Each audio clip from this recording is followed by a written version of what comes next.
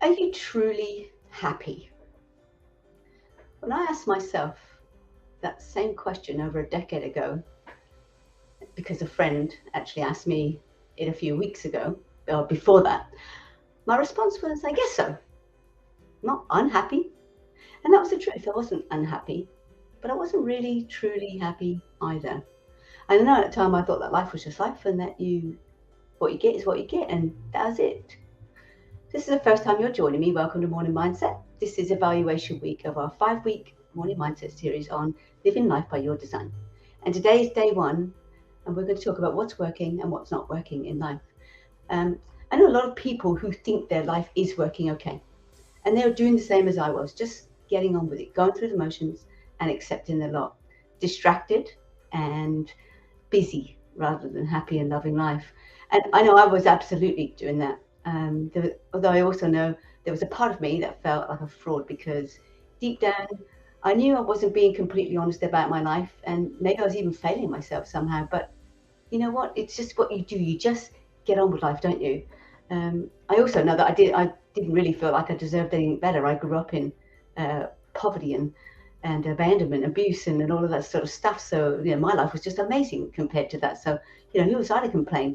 Just get on with it. And so for the sake of my family, my family, that's what I did. I didn't want them growing up the way I did, and not that it would have been in abuse or poverty, but just that angst and that constant argument and struggling for things. I didn't want them to do that because there was many times I never got to eat, and I never wanted that for my family. So you make it work, and I made mine work, and I can make myself happy sitting outside looking at the waves on the beach. So you can make anything work. And I think that's what a lot of people do. They make it work. So I want to ask you what's working for you and what's not. And I want you to explore what areas of life are going well for you.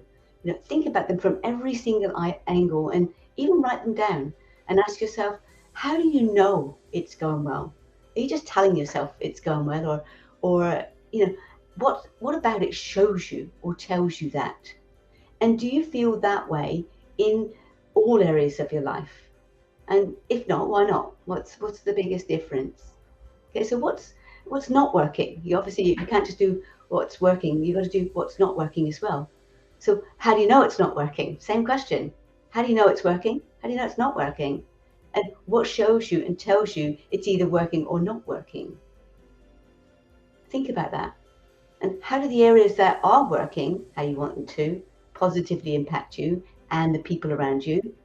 And write down and really think about how it's doing that and why that's a good thing. Yeah, it's a good thing because. And then here's a question I want you to really think about. If there's an area that's working really well and positively impacts you and everybody's really happy and it's working, and you've got other areas that don't, and you think it's a really good thing that this is this and this is that, then why aren't you using that same strategy in other areas of your life that are not working quite as well as you want them to? Think about that too. And other things I want you to reflect on are you proud of yourself and the person you've become? And I want you to write down why you're proud of that person. Who are you? What have you done and who have you become? And really start to understand yourself. Do you like and love and respect yourself? All of these are hard questions, but if we never ask them, you're never going to find out what's working or what's not working. And I want to ask you, what's not working really? Are you ignoring, that little voice like I was? Why? And are you pretending that something's not important or it doesn't matter? Again, why? I did that. My work and family life was brilliant for the most part anyway. It was great. I was happy enough.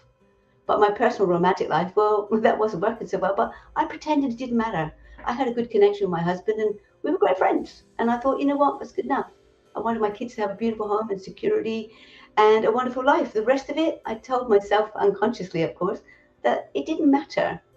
Do you see how I justified myself? That I convinced myself that being loved and honestly happy didn't really matter. Not that I knew what any real love looked like anyway. My blueprint for that little life segment was one of poverty and abuse and violence. So what would I know? But all I knew for sure was that I wasn't getting beaten and my life was okay. I even said that to a friend once. She was shocked and thought, well, so you shouldn't be, Pam. And it's amazing what unconscious beliefs drive your behavior. And it was actually her reaction that made me sit up and take notice, because before that I hadn't even given it much thought. So this week, for your tasking, I want you to take stock, really take stock, and really evaluate everything and everyone in your life right now. What's working well? What's not working well? Are you living honestly or existing as a lie?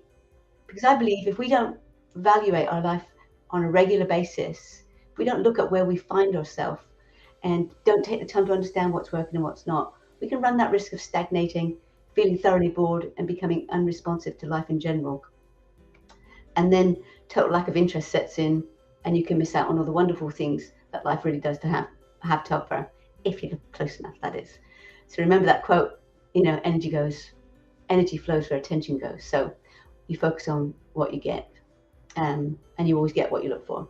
So that's it for me today. Tomorrow we'll be talking about why life isn't working out right, and bringing you the happiness you would like. Why is that? So thank you for being here. As always, I truly appreciate you, and I'm super grateful for your time.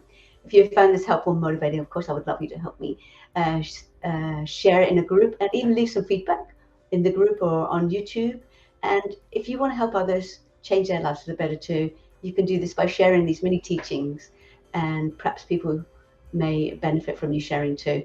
So if you want to keep up to date with the latest trainings, be sure to join my online community as well. Subscribe to my YouTube channel, and anywhere else that I'm all over the place. So my greatest wish for you is for you to be Mindfit. Mindfit so you can live your best life and live it with passion.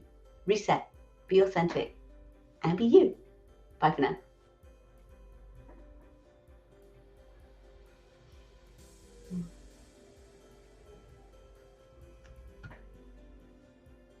Oh, and we have some comments down there. Mark Sullivan says, good morning, Mark Sullivan. Thank you for joining us.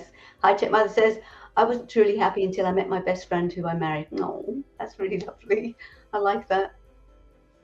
Thank you for sharing that, High Tech Mother. High Tech Mother also says, it's the most important thing to ask. Are we proud of ourselves? Powerful. It actually really is. Are you doing what's making you, proud? And Parker says, screw happy enough. I want full happiness. Me too, Parker. We should make a band.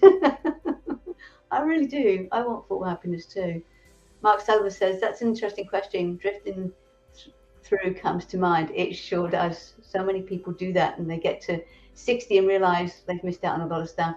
And August says, happy enough isn't good enough at all. I know what you mean. It isn't. It's about settling, isn't it, August? A lot of people just settle. I know I did, so guilty as charged. Settle and think that's all you can have. High Tech Mother says, I'm happy now, but there is more to do. There always is, High Tech Mother. We never ever stop growing. You never want to, because otherwise, when you stop growing, you're saying, where I am that's the best I can be. And Parker says, 60 looks good. I want to be you when I'm 60. Yay, I know.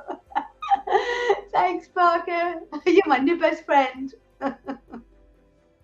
That's awesome. I love all these comments. I love hearing your thoughts. Thanks for sharing them.